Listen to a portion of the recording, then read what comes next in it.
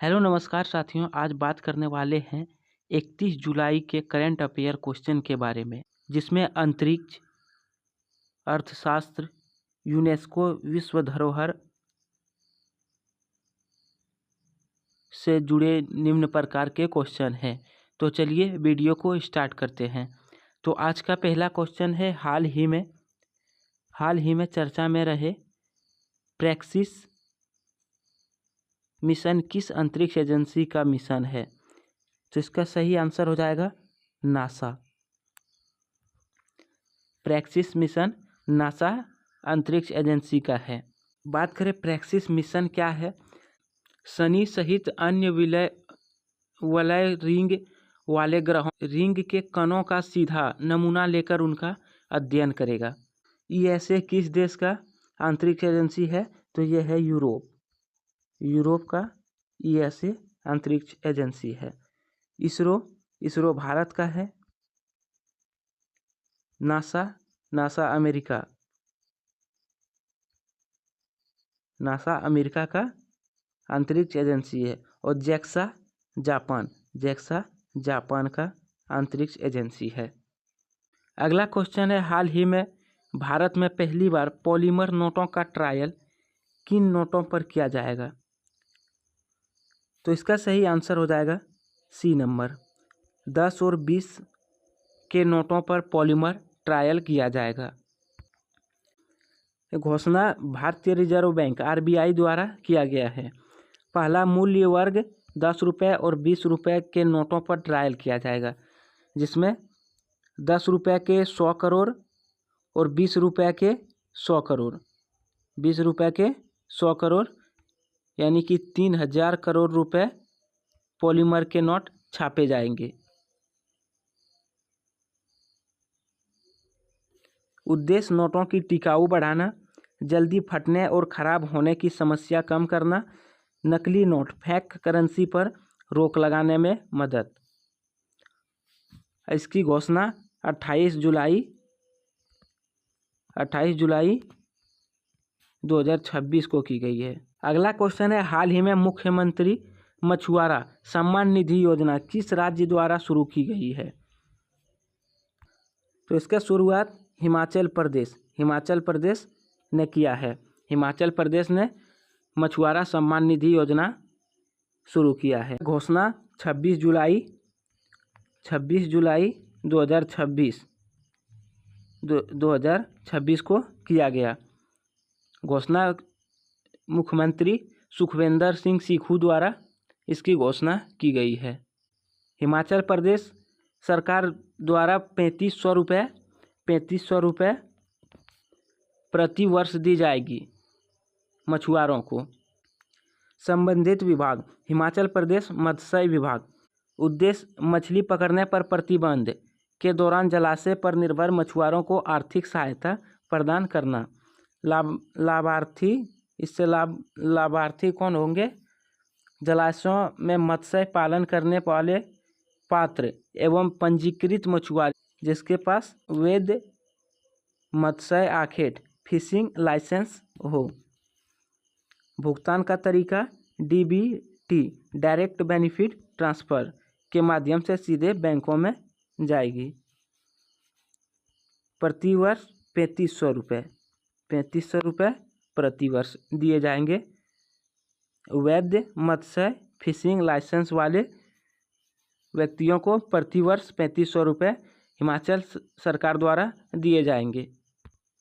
अगला है, हाल ही में हाथियों पर रेडियो कॉलर लगाने की नई योजना किस राज्य ने शुरू की है? इसका सही आंसर हो जाएगा सी नंबर, उत्तराखंड ने हाथियों पर रेडियो कॉलर लगाने की नई योजना शुरू की है। योजना की घोषणा 25 जुलाई 2026 को राज्य वन्य जीव बोर्ड की बैठक में की गई। इसकी अध्यक्षता मुख्यमंत्री पुष्कर सिंह धामी के बैठक में ये घोषणा की गई है। मुख्य उद्देश्य 27 में हरिद्वार कुंभ के पहले मानव और हाथी संघर्ष को कम करना और श्रद्धालुओं की सुरक्षा सुनिश्चित करना। इस संस्था के सहयोग से वाइल्ड इंस्टीट्यूट ऑफ इंडिया के सहयोग से किया जाएगा। हाथियों के झुंड के मुख्य लीडर हाथी की पहचान करके गले में जीपीएस युक्त रेडियो कॉलर लगाए जाएंगे। इससे क्या लाभ होगा? तो हाथियों की रियल टाइम लोकेशन मिलेगी, जिससे वन विभाग लोगों को पहले से चेतावनी देकर हाथियों को जंगल की ओर मोड़ सकेंगे। अगला है अंतर्राष्ट्रीय बाघ दिवस कब मनाया गया? तो इसका सही आंसर हो जाएगा 29 जुलाई। 29 जुलाई को अंतर्राष्ट्रीय बाघ दिवस मनाया गया। भारत के राष्ट्रीय पशु बाघ हैं। भारत का राष्ट्रीय पशु 1973 में शेर के स्थान पर बाघ को बनाया गया। यानी भारत के राष्ट्रीय पशु 1973 के पहले शेर थे। 1973 के पहले भारत के राष्ट्रीय पशु शेर थे। वैज्ञानिक नाम बाघ के वैज्ञानिक नाम पैंथेरा टाइग्रेस बाघ के वैज्ञानिक नाम है। वन्य संरक्षण अधिनियम 1972 सूची 1 के तहत प्रोजेक्ट टाइगर की शुरुआत की गई। प्रोजेक्ट टाइगर की शुरुआत कब की गई? 1 अप्रैल 1973 को। इसका उद्देश्य क्या थे? भारत में बाघों की संरक्षण और उनके प्राकृतिक आवास की रक्षा तथा जागरूकता बढ़ाना। सबसे अधिक बाघ वाला राज्य, भारत में सबसे अधिक बाघ वाला राज्य मध्य प्रदेश है। सबसे अधिक बाघ वाला राज्य मध्य प्रदेश है।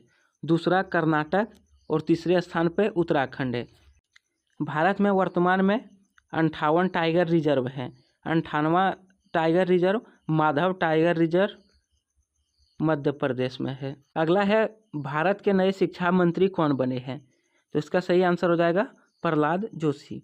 प्रहलाद जोशी भारत के नए शिक्षा मंत्री बने हैं।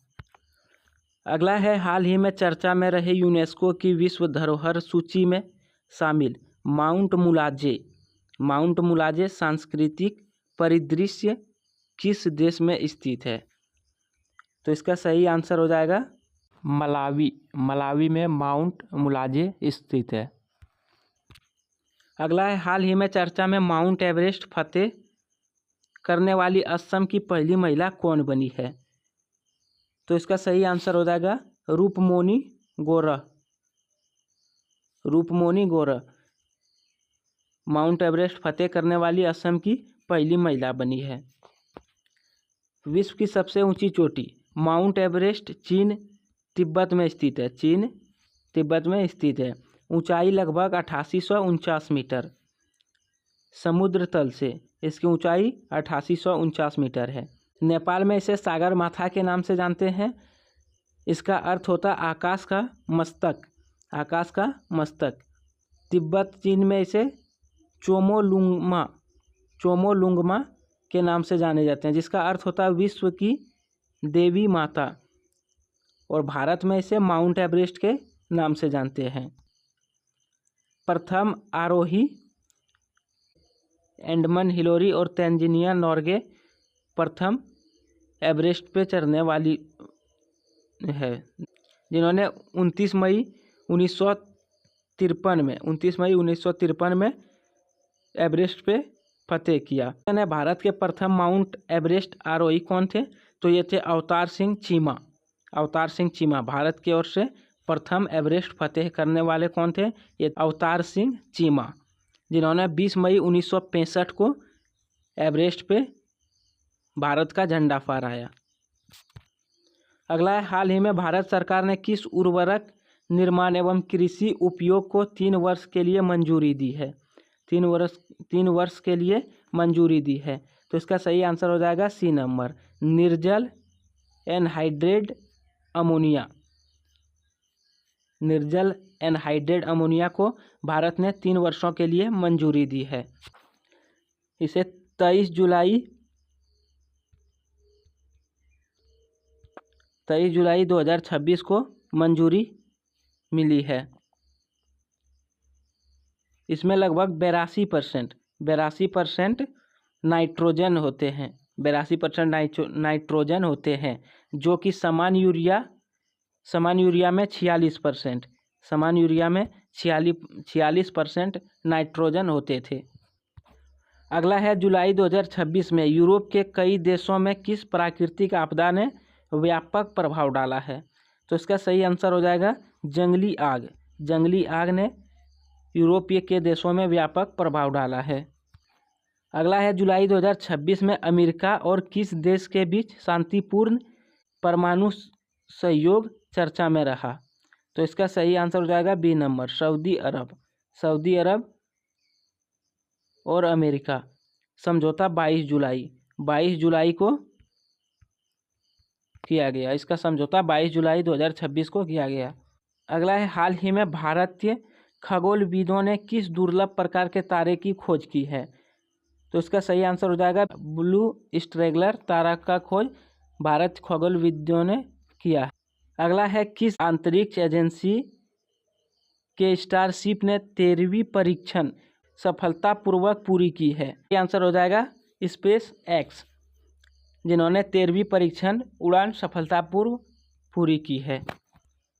अगला है 30 जुलाई 2026 तक राष्ट्रमंडल खेल 2026 में भारत ने कुल कितने पदक जीते हैं? तो 15। अभी तक 15 पदक भारत ने जीत चुके हैं, जिसमें 3 गोल्ड पदक, 9 रजत और 3 कांस्य। 3 गोल्ड, 9 रजत और 3 कांस्य पदक भारत ने अभी तक जीते हैं राष्ट्रमंडल खेल में। इसमें बात करें सबसे अधिक पदक जीतने वाले देश, तो ये है ऑस्ट्रेलिया।